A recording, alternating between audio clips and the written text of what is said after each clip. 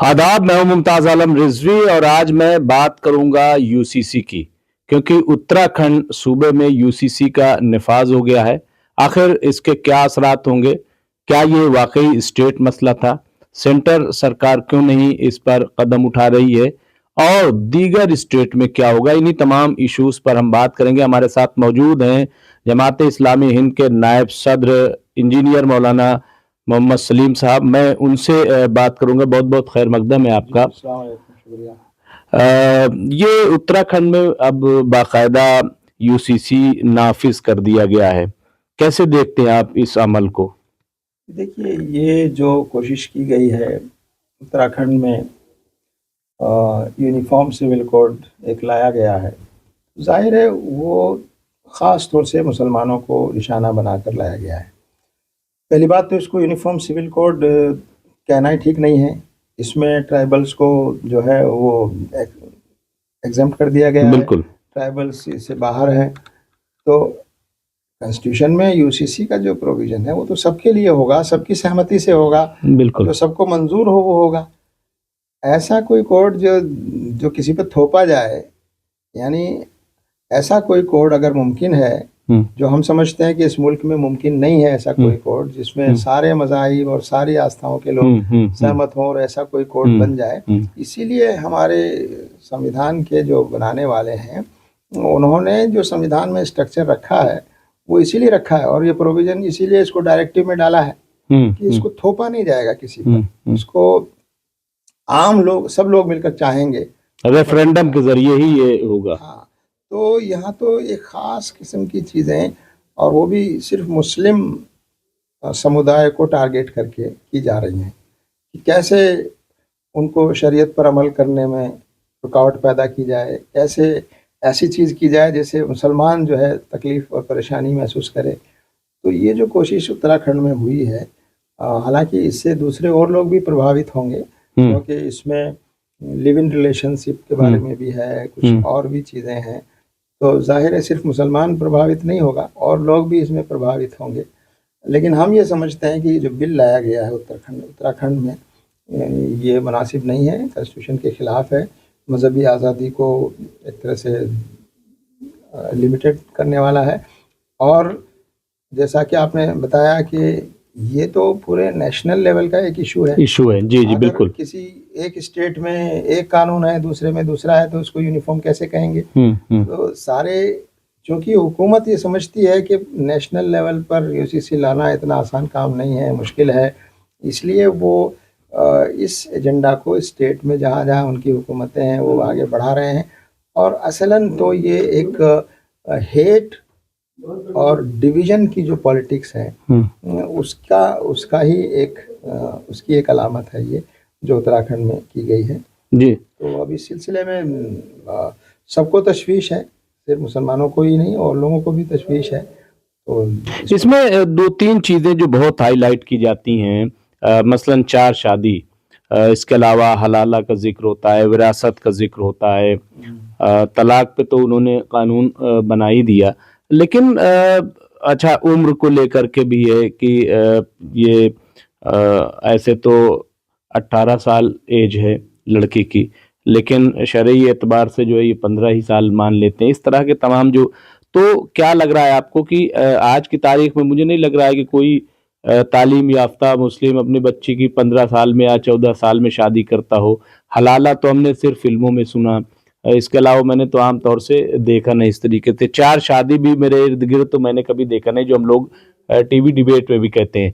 तो ये तमाम चीज़ें राइज नहीं आज के तारीख में। तो अगर ये कानून वहाँ लागू हो गया तो कितना मुसलमान इफेक्ट होगा आपको लग रहा है, या कहाँ रुकावट? या देखिए, मुसलमान तो हर हालात में शरीयत पर अमल करता है जी बिल्कुल, लेकिन ये कि अगर कोई कानून ऐसा बनता है जो शरीयत से टकरा रहा हो तो जाहिर है वो मुसलमानों के लिए तकलीफ की बात है, और हमारे दस्तूर के खिलाफ है वो, क्योंकि दस्तूर इसकी इजाज़त देता है हमको।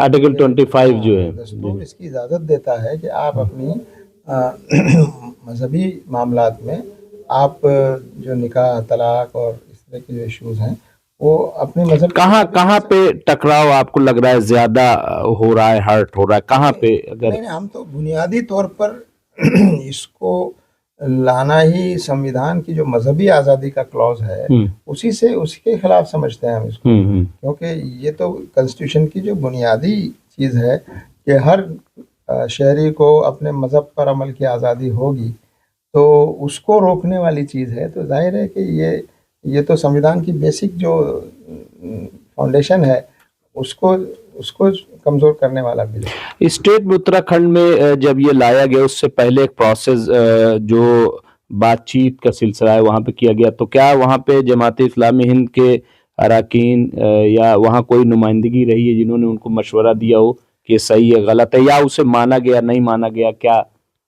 ہمیں نہیں معلوم کس سے مشورہ کیا ہے انہوں نے اور کس لوگوں سے کیا ہے، ہمیں یہ معلوم نہیں ہے، کہا جا رہا ہے، لیکن مجھے نہیں لگتا کہ کسی سے مشورہ کیا ہے انہوں نے۔ اب یہ اپنے کچھ لوگوں سے، سرکاری لوگوں سے بات چیت کرنے کو اگر یہ مشورہ کہتے ہیں تو اس کو مشورہ کیسے کہا جائے گا؟ جی اچھا، یہ اسٹیٹ کا ایشو تو ہے نہیں، یہ سینٹر کا ایشو ہے، اس کے باوجود اسٹیٹ میں کہہ رہے ہیں اتراکھنڈ کے بعد ابھی آسام ہے، ہریانہ ہے، مدھیہ پردیش ہے، اور تمام اسٹیٹ میں اس کو اور لانے کی، تو کیا آپ لوگوں کی طرف سے کیا کوئی مطلب حکمت عملی ہوگی یا کیا قدم اٹھائیں گے کہ اس کو اس طریقے سے نہ ہونے پائے؟ یا دیکھیے، یہ اس طرح کی چیز لانا اور تھوپنا وہ کنسٹیٹیوشن کی بنیادوں کے خلاف ہے، یہ بات اچھی طرح واضح ہے ہم پر، اور اب چونکہ یہ بل آیا ہے اور جگہ بھی لانے کی یہ کوشش کریں گے، تو ظاہر ہے کہ مسلم پرسنل لا بورڈ جو ایک امبریلا آرگنائزیشن ہے اور ایک فورم ہے جہاں سب تنظیمیں موجود ہے، ان نئے حالات پر غور کرے گی، اور اس نے ایک میٹنگ بھی طے کی ہے، ابھی جلدی ہی کوئی میٹنگ ہونے والی ہے، تو اس میں بھی غور ہوگا اس پر کہ اس کے بارے میں کیا راستہ اپنایا جائے، قانونی طور پر کیا گنجائش ہے، کچھ اور کیا چیزیں کی جا سکتی ہیں، انشاءاللہ اس کے مطابق۔ ایک راستہ یہ بھی تھا کہ جو اس میں سیکولر پارٹیاں انڈیا میں الائنس میں شامل ہیں، مثلا نائیڈو ہیں یا نتیش کمار ہیں، یا اور اس طرح سے رام ولاس پاسوان کی جو پارٹی، ان کے چراغ، ان سے بھی لوگوں نے رابطہ کیا، تو ان سے کیا کوئی بات چیت ہو رہی ہے؟ کوئی ایسا رابطے میں لوگ ہیں کہ یہ کہیں کہ یہ پریشر بنائیں؟ نہیں، دیکھیے، بات چیت تو ہوتی ہے ان سے، مگر چونکہ ابھی تو یہ اتراکھنڈ میں صرف لایا گیا ہے، نیشنل لیول پر ابھی لانے کی بات ابھی سامنے نہیں آئی ہے، لیکن وفد کے سلسلے میں جو چیزیں ہوئی ہیں اس پہ تو الائنس کے لوگوں سے بات ہوئی ہے، این ڈی اے کے ساتھ جو الائز ہیں ان کے لوگوں سے بات کی گئی ہے، اور انہوں نے یقین دہانی بھی کرائی ہے کہ وہ جو کچھ کر سکتے ہیں کریں گے، مگر کتنا کریں گے وہ تو ہمارے سامنے ہے۔ ہمیں مطلب ابھی کچھ وہ نہیں ہے، محنت خود ہی کرنی پڑے گی۔ جی جی، بالکل بالکل۔ کئی بار کہا گیا کہ ہم میدان میں بھی آئیں گے اور پروٹیسٹ بھی۔ جو الائز ہیں ان کی وجہ سے ایک چیز تو ہوئی ہے، اور وہ یہ ہوئی کہ یہ ڈائریکٹ پارلیمنٹ میں پاس نہیں ہوا، بلکہ جے پی سی میں لایا گیا، بالکل بالکل، اور جے پی سی میں لانے کا ایک فائدہ یہ ہوا کہ پورے ملک میں اس پر گفتگو ہوئی، بحث ہوئی، اور لوگوں کو اپنی بات کہنے کا موقع ملا۔ لیکن یہ سب ایکسرسائز بیکار ہے اگر بات پہلے سے آپ طے کر چکے ہو کہ کیا کرنا ہے، یہی کرنا ہی ہے ہمیں، تو پھر تو اسی لیے ہمارا کہنا یہ ہے کہ یہ وقف کا یہ جو بل ہے، امینڈمنٹ بل، یہ اس کو فوراً واپس لیا جانا چاہیے، یہی ہمارے ملک کے حق میں بھی ہے اور مسلمان بھی یہ چاہتے ہیں۔ لیکن کہہ رہے ہیں کہ کافی امینڈمنٹ کر دیے گئے ہیں، اس میں کافی چیزیں جو ہیں وہ تبدیل کی گئی ہیں، جو وقف بائی یوزر بھی کلوز ہٹایا گیا، ایسا کہا جا رہا ہے۔ اس کے علاوہ جو ڈی ایم کو پاور تھی وہاں پہ بھی نوڈل آفیسر بات کی ہے، ایسے امینڈمنٹ تو ہوئے، کیا یہ صحیح ہے؟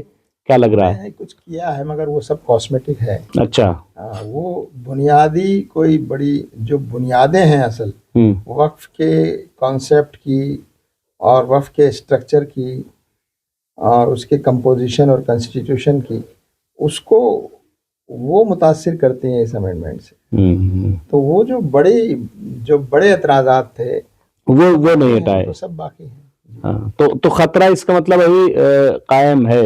جی جی، خطرہ جو، لیکن ہم یہ سمجھتے ہیں کہ حکومت شاید سمجھداری سے کام لے، اور جس طرح किसानों के बिल को इन्होंने वापस लिया है, तो इसको भी वापस ले, और मुसलमानों के एतमाद के साथ कोई चीज़ आप करेंगे, आप अगर ये दावा करते हैं कि हम वफ़ के भले के लिए कर रहे हैं, अच्छे के लिए कर रहे हैं, तो मुसलमानों को एतमाद में लिए बगैर कैसे आप करेंगे उसको। इस तरह आप किसानों के लिए बिल लाए और दावा ये था कि हम किसानों के भले के लिए ला रहे हैं, लेकिन किसान उससे नाराज़ थे और आपने वो बिल वापस लिया।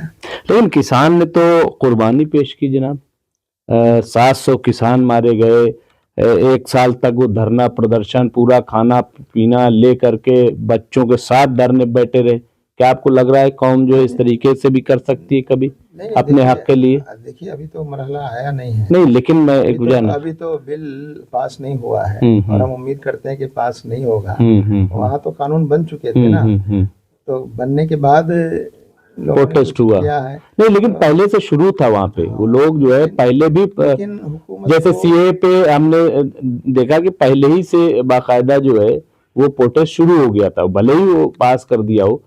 जी जी, तो नाराजगी तो मुसलमानों की मुख्तलिफ शक्लों में सामने आ रही है। अच्छा, अब बिल अगर आ ही जाता है तब मुसलमान गौर करेगा, सोचेगा कि क्या तरीके अख्तियार किए जाएं ताकि वो बिल वापस हो। यानी सरकार पर प्रेशर बनाने की पूरी कोशिश की जाएगी, और जो भी तरीके हैं जमहूरियत में जितने तरीके मौजूद हैं वो सब अपनाए जाएंगे इंशाअल्लाह। जी, बहुत बहुत शुक्रिया।